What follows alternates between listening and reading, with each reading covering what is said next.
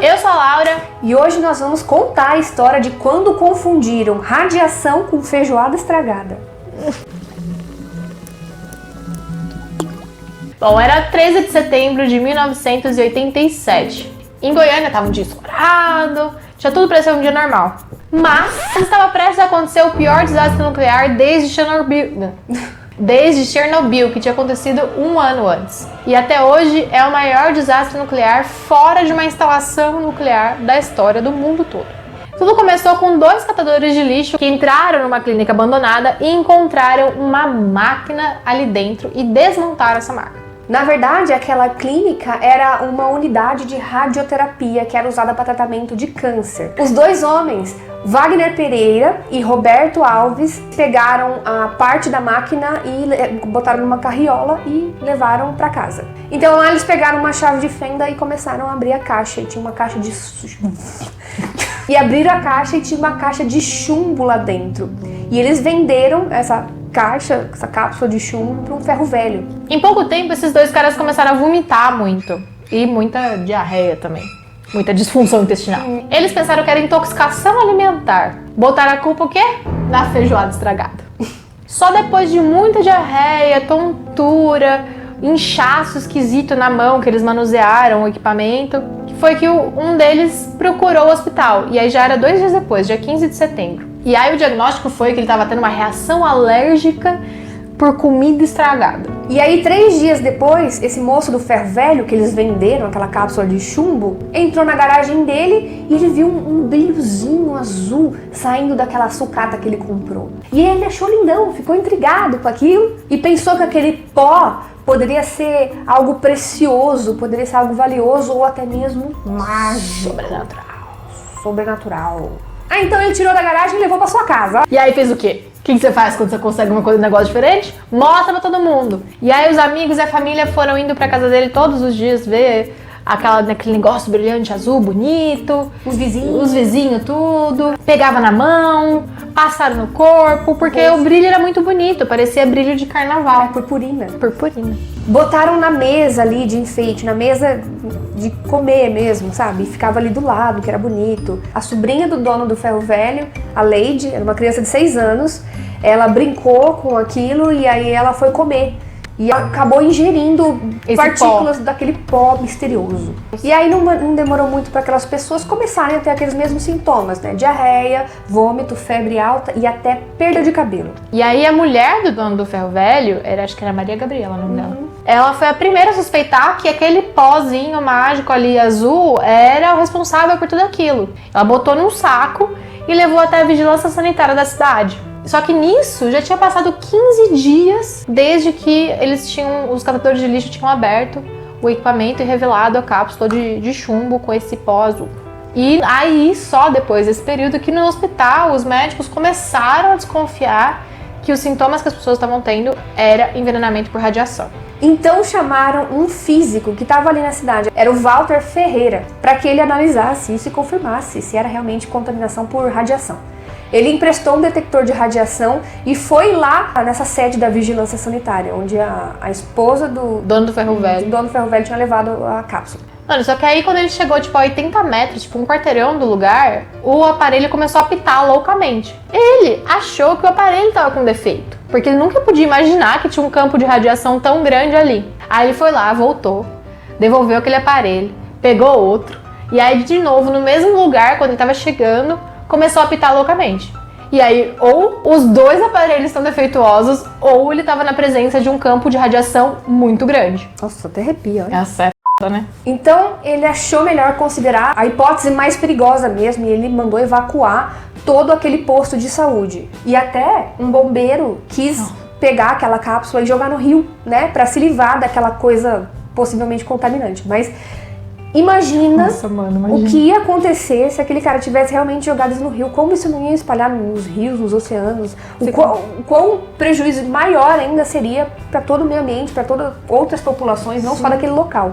Porque é uma coisa muito concentrada e aquilo ia dissolver na água e aquela água ia parar em todos os lugares, em outros rios e ia acabar no mar. É, gente, ia ser desastroso. Ia causar desastre pelo meio do caminho. Mas aí o físico impediu. disso acontecer. Graças a Deus. E aí lá, ele perguntando pra galera, ele conseguiu rastrear da onde veio aquela cápsula. Ele descobriu, chegou até a fonte, que era o ferro velho. Ele foi nesse ferro velho e detectou vários focos de radiação por tudo quanto é lado, tudo contaminado. Com isso ele alertou as autoridades, que no caso é a Comissão Brasileira de Energia Nuclear, que é a CENEM. Todo mundo ficou sabendo o que aconteceu lá. E aí o que acontece nessas horas? Pânico.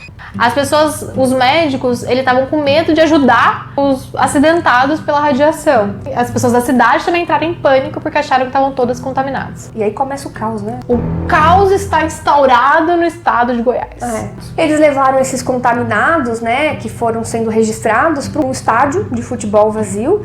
E lá eles ficaram acampados. Então, milhares de pessoas foram naquele local. E no total, 110 mil pessoas chegaram a ser examinadas. E muitos deles receberam alta logo depois de fazer uma descontaminação, né? Tomar um banho de água com vinagre. Nossa, água com vinagre, sabão esfregado. Mas outros foram enviados para um abrigo temporário. 249 deles tinham níveis significativos de material radioativo nos corpos. Nos corpos? No corpo. E centenas dessas pessoas que tiveram esses níveis mais elevados de radiação detectados, eles tiveram que permanecer nesses abrigos especiais. E aí tomava banho com água, vinagre, sabão de coco, trocava roupa de meia em meia hora, tomava comprimido de iodo e as visitas eram proibidas. Não podia nem ver TV para não saber o que estava acontecendo e aí aumentar o pânico entre eles mesmos. Imagina que treta. E aí o que acontece quando tem uma contaminação desse jeito? É a mesma coisa que aconteceu em Chernobyl. A área fica contaminada, então tem tudo ser destruído. Casa destruída, pavimento de rua destruído, animais domésticos tiveram que ser sacrificados, árvores, tudo derrubada para acumular tudo isso num depósito. Isso gerou mais de 6 mil toneladas de resíduo radioativo que foram recolhidos e enterrados nesse centro preparado para receber todo esse material, a 20 quilômetros da cidade. Então os containers lacrados, eles permanecerão perigosos para o meio ambiente por 180 anos. Pois é. Já passou quanto tempo aí? Quase 32. Ainda tem um tempo aí. Nessa confusão toda, a primeira pessoa a morrer foi justamente a menina de 6 anos, a Lady das Neves. Hoje em Goiânia tem uma praça em homenagem a ela, porque ela foi a vítima mais grave e a primeira a morrer decorrente da contaminação. Porque ela engoliu, né? Ela ingeriu partículas do pó. E além disso, né? Tipo, não basta a mãe, tipo, perder a filha com um negócio trágico desse. Quando foram enterrar, tanto ela quanto a tia morreu logo depois. As duas morreram muito rápido, porque elas ficaram muito tempo expostas. A Lady por ter engolido e a tia por ter carregado nas costas a cápsula com o pó para levar na vigilância sanitária. Quando elas foram ser enterradas, elas já tinham sido descontaminadas, claro, e elas estavam lacradas num caixão de chumbo, para justamente não ter nenhum tipo de contaminação. E as pessoas da cidade foram completamente ignorantes em relação a isso, não sabiam da segurança que já existia, né, nessas medidas, e apedrejaram os caixões quando chegaram, não queria deixar enterrar porque achavam que ia contaminar o cemitério e ia contaminar a cidade. Foi um caos. O que era para conter ali a radiação acabou gerando pânico. Pois é. Aí aconteceu o acidente lá em Goiânia, mas o medo, né, o desconhecimento, as pessoas ficam meio surtadas em pânico mesmo, né? No Brasil começou a acreditar que cidades estavam contaminadas, alimentos, corpos de água. Isso muito por conta do Chernobyl, né? Também, porque Chernobyl foi diferente. Chernobyl teve uma nuvem, né, de partícula radioativa. E foi um ano antes. Isso realmente contaminou muitos lugares distantes, né? Tinha sido um ano antes. E lá aconteceu aquele negócio de a União Soviética querer esconder e tal, e aí tinha essa teoria de que aqui também estavam querendo esconder e estava muito mais contaminado do que realmente estava. Então foi realmente um caos ali, mais do que só ali na cidade que aconteceu. Foi um pânico aí. E por incrível que pareça, os catadores de lixo que tiveram o primeiro contato com essa cápsula, eles sobreviveram. Porém, muitas outras pessoas não sobreviveram, tiveram muitas vítimas. E só em 96, ou seja, tipo, quase 10 anos depois, 5 pessoas ligadas à clínica que estava abandonada com o aparelho lá dentro foram condenadas por homicídio. Homicídio culposo, que é quando não tem intenção de matar. Não foram presos. Pois é, aí eles foram condenados a 3 anos um pouco mais de 3 anos de prisão, Só que a pena foi reduzida por serviço comunitário. E aí em 2005 o negócio prescreveu e ficou por isso mesmo. Mais de 100 pessoas morreram nos anos seguintes por causa de câncer ou outros problemas que vieram em razão da contaminação. E estima-se que cerca de 1.600 pessoas tenham sido afetadas diretamente. Até hoje, há resquícios de pessoas contaminadas que desenvolveram enfermidades. O governo ele paga pensões vitalícias para vítimas, incluindo... Um salário mínimo, mano. É um salário mínimo. É isso? É. Puta! Não dá nem pra comprar todos os remédios que eles precisam. Inclusive, tem um documentário que eles falam que tem um centro médico maravilhoso lá que fizeram para atender essas vítimas. E tem profissionais excelentes atendendo eles. Só não tem remédio. E aí eles ganham um salário mínimo. Nossa, eu pensei que era tipo uma pensão de militar. Não, mano. De 20 mil. É um salário mínimo. Ah, que pachorra. Pois é. Não só ninguém foi preso, como os caras que foram vítimas do negócio ainda estão sofrendo todos os efeitos e pagando do próprio bolso. Nossa, pobre só se lasca. Só se lasca.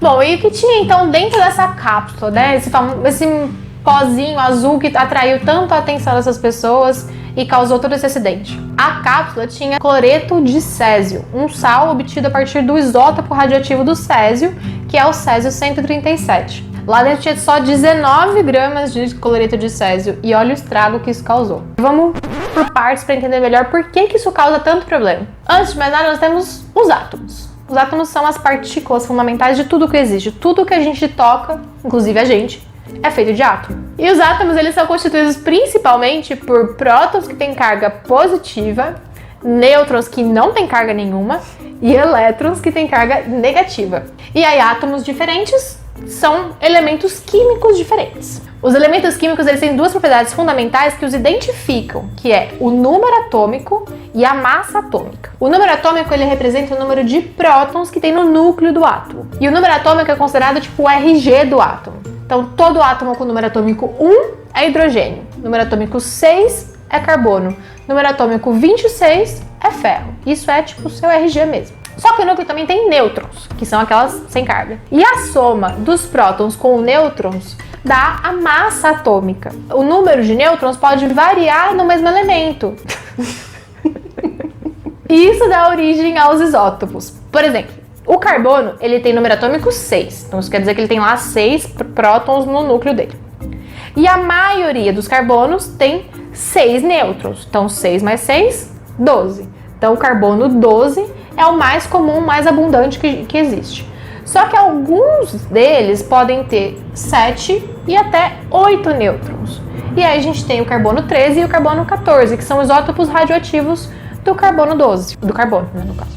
Alguns desses isótopos são instáveis e naturalmente eles tentam atingir um nível maior de estabilidade através de um processo que chama decaimento. Então eles emitem partículas. Essas partículas podem ser do tipo alfa, podem ser do tipo beta, acompanhadas ou não de radiação eletromagnética do tipo gama ou raio-x. As partículas alfa são núcleos do elemento hélio, um elemento presente em grande quantidade, por exemplo, no Sol. Possui massa atômica 4 e o número atômico 2. Então, quando um átomo perde uma partícula alfa, seu número atômico diminui em 2 e sua massa em 4, dando origem a outro elemento químico. Por exemplo, o urânio 238, quando ele decai, ele se torna o tório 234, vira outra coisa. Já essas partículas beta são elétrons ou pósitrons, que são a antipartícula do elétron e não possuem massa, não tem massa nenhuma. Então, quando um átomo emite uma partícula beta, sua massa não vai mudar. Por exemplo aqui, o tório que a gente falou lá, 234. Quando decai por emissão beta, dá origem ao protoactínium, que é 234, né? Não caiu. A massa não diminui. A massa não diminui. O tempo que leva para um isótopo radioativo decair, ele é chamado de meia-vida. Então, meia-vida é o tempo que a atividade de um elemento radioativo demora para atingir metade da atividade inicial. Então, cai pela metade. Então, por exemplo, o tempo de meia-vida do carbono 14 é de 5.730 anos, a meia-vida. E a do iodo 131 é de 8 dias. Olha que diferença. A do urânio 235 é de 700 milhões de anos.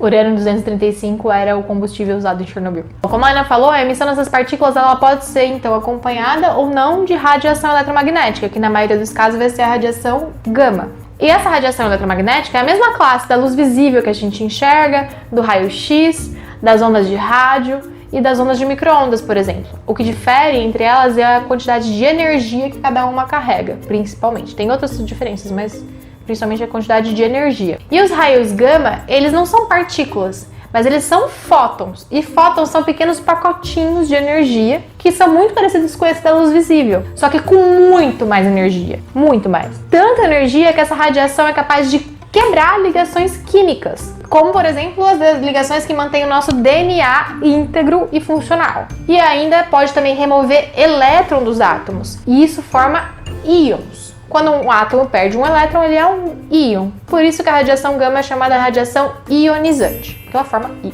Em termos comparativos de energia, a gente pode imaginar o seguinte: se nosso corpo for uma loja de cristal com a porta fechada, a luz visível é como se fosse um camundongo. Não consegue entrar, a não ser que tenha ali uma frestinha por onde ele passe. E a radiação gama é um elefante que só de bater na porta já vai causar estrago. Então, quando a radiação gama ela vai interagindo com as moléculas do nosso corpo, ela vai deixando um rastro de destruição que é representada por radicais livres. Famosos radicais livres que estão em todas as notícias e todas as dietas detox.